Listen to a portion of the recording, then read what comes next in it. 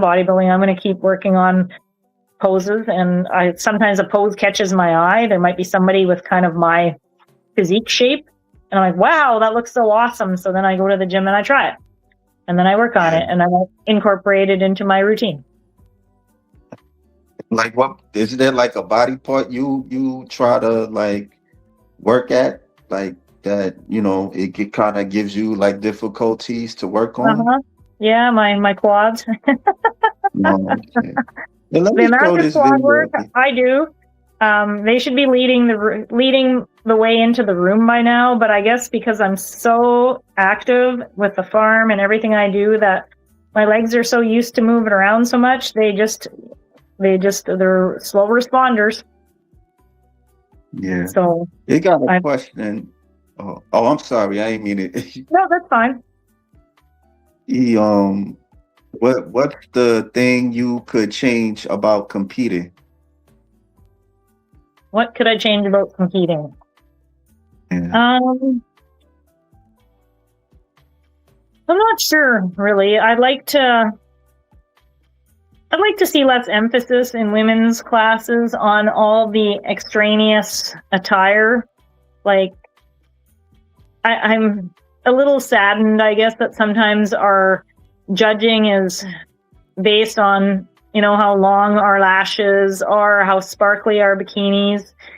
I kind of admire some of the men's classes, like let's say physique, they're all wearing the same type of short kind of thing. And for women, it's still very much a beauty contest. And don't get me wrong, I like to look attractive and that kind of thing, but I don't work out 2 hours a day, every day, all year for somebody to be really looking closely at my hair extensions or how sparkly my bikini is. I really want the focus to be on the physique. And I think sometimes in bodybuilding or any of the physique classes, we should maybe be wearing something all similar. Like I know it would be really boring, but if everybody had to wear, a basic bikini with a basic cut, this is bodybuilding class, so this is what you wear. And so there'd be less distraction from the glittery fun things and more looking at the body. Because, for example, I do bodybuilding on an extreme budget. I'm on a single income, and as anybody knows who bodybuilds, it's a prohibitively expensive sport. Just my groceries, like, it's unbelievable the economy the way it is. What groceries is costing me as a little 5'2" lady, it makes me broke. And so you're competing against people that sometimes have no budget. They can go spend $2,500 on a new bikini for every show. My very first show, I bought a bikini off Marketplace. I didn't even know how, honestly, it was supposed to fit properly. I had it let out because I thought it was too small. And lucky for me, Maria from Suiting You in Winnipeg was at the Winnipeg show, and she had to stitch me back into it because I had kind of messed it. I'd had another seamstress mess it up. So I have learned how to budget extremely well for this sport because I like it. I want to do it, and I don't want to. I guess that's the other thing, is the expense of it all is it's tough, even for spectators. It's one of the reasons I don't always have friends come out, because they don't want to spend $50 to watch me prance in a bikini for, I don't know, 2 minutes. Like, we have barrel racing events. People come out and watch barrel racing for free, which is cool.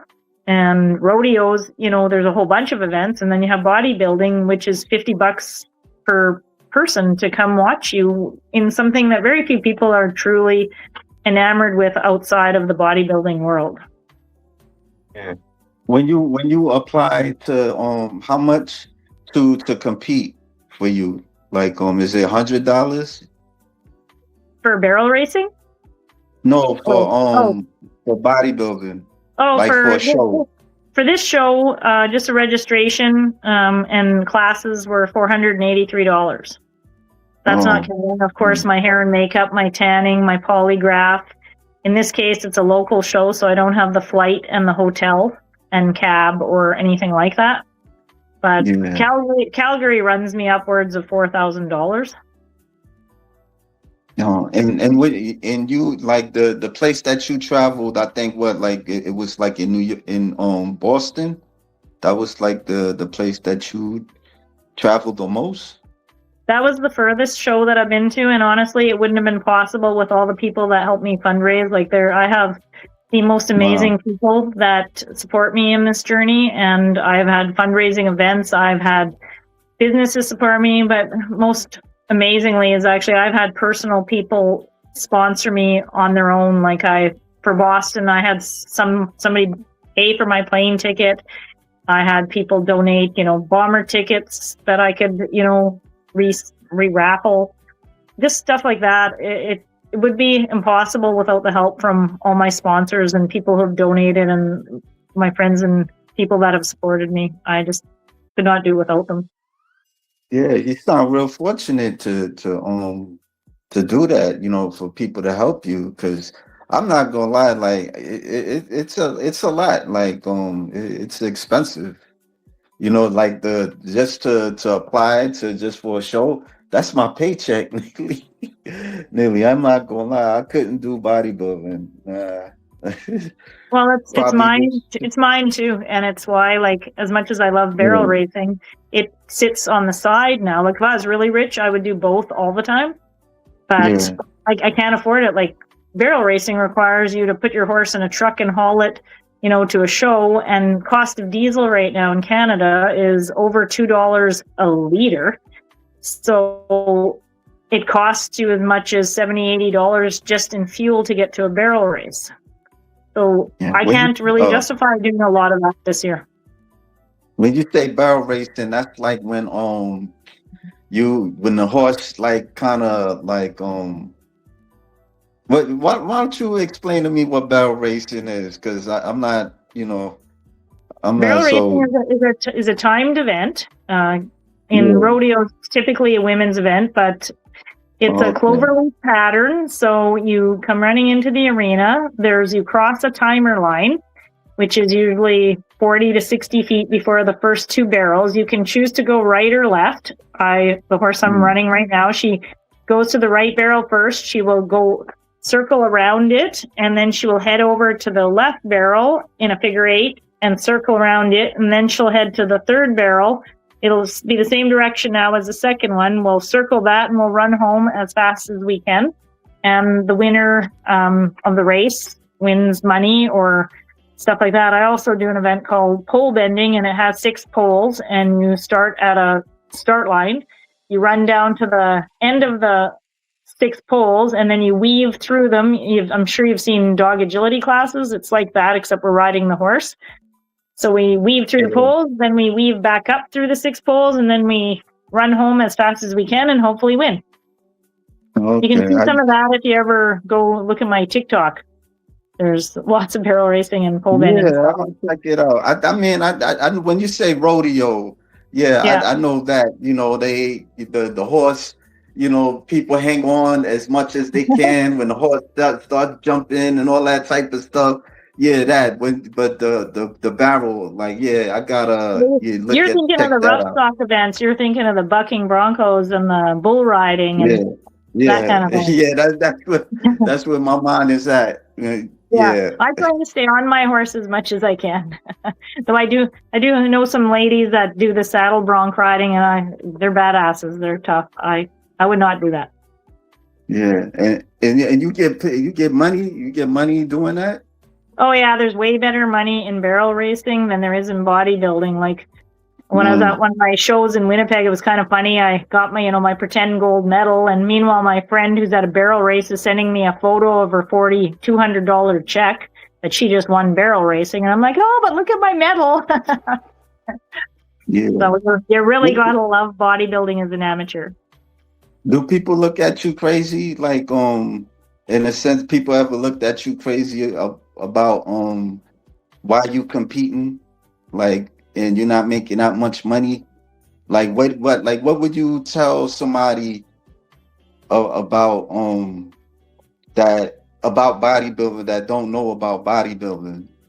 Like, Well, what is it that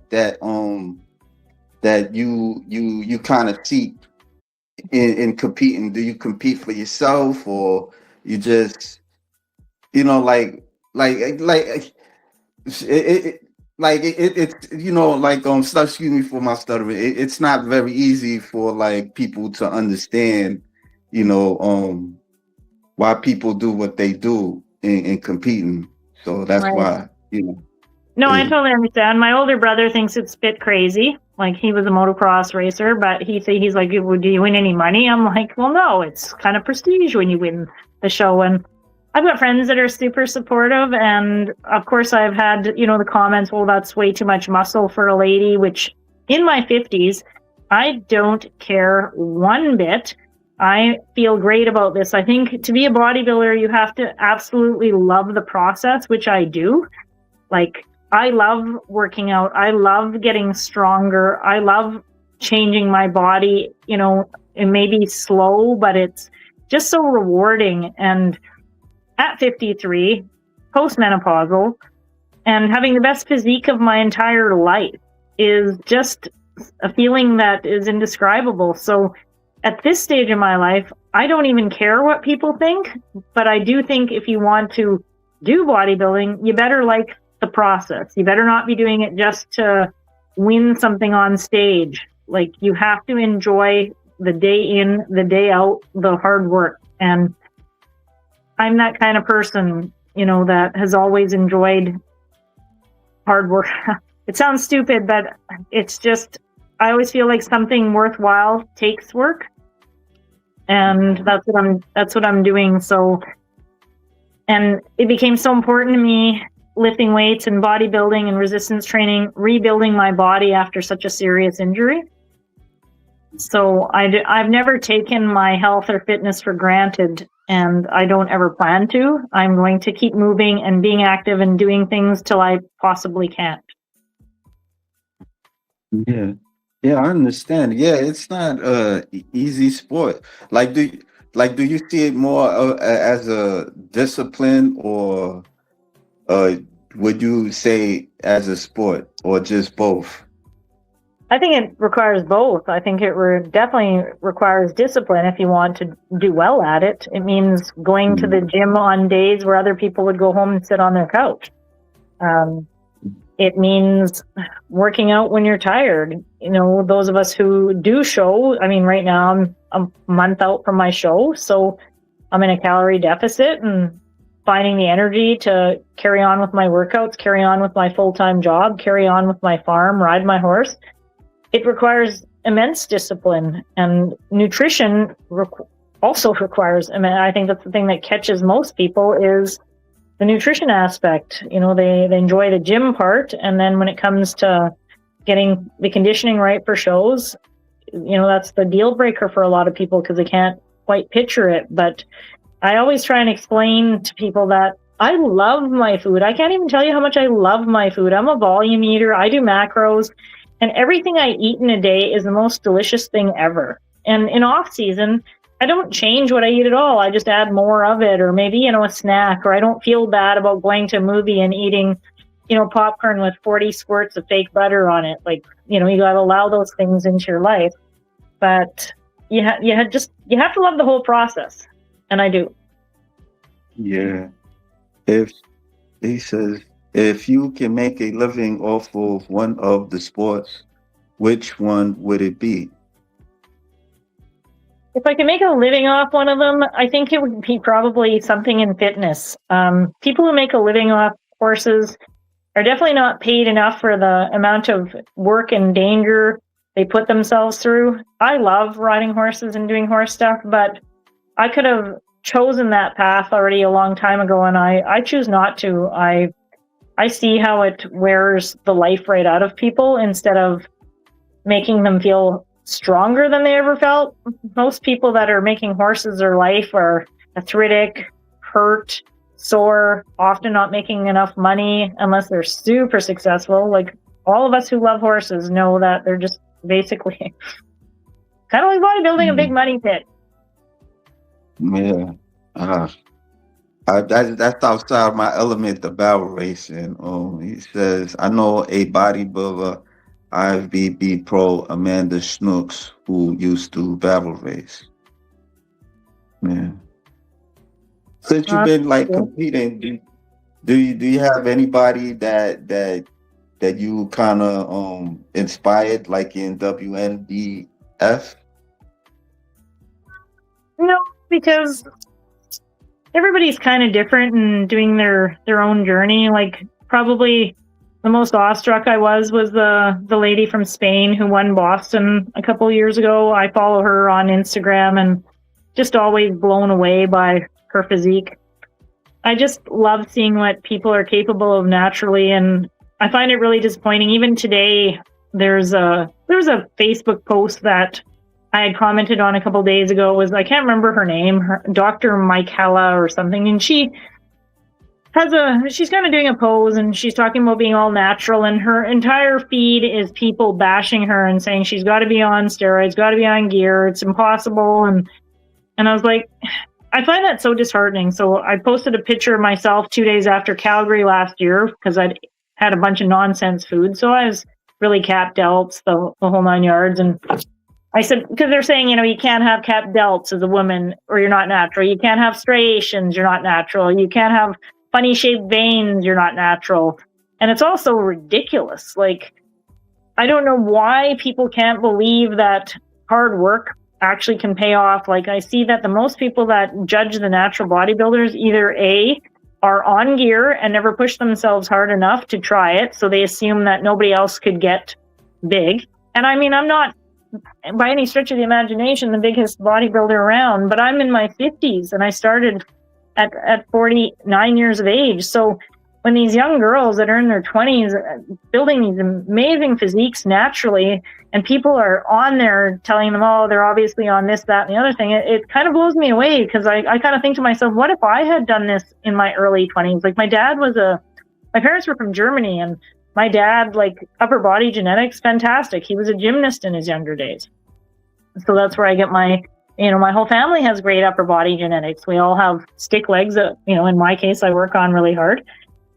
But that's the part that I find so disappointing, is the amount of people just, even today, somebody called me, when I posted that picture, they're like, well, obviously, you're 53 years old, you're menopausal, there's no way you could be below 20% body fat, you're a liar, she's a liar, you're not natural. And I was like, my blood tests actually show I have low natural testosterone. I can't take testosterone because I could no longer compete in the WNBF if I did.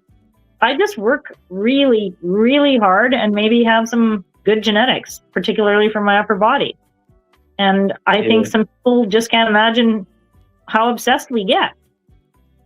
Yeah, I mean, it happens. I mean, especially in social media, people always gonna people gonna fit shame. There was this girl that I used to follow. I used to post her videos on my channel, and she left. Like, she would get like a lot of these hate from people.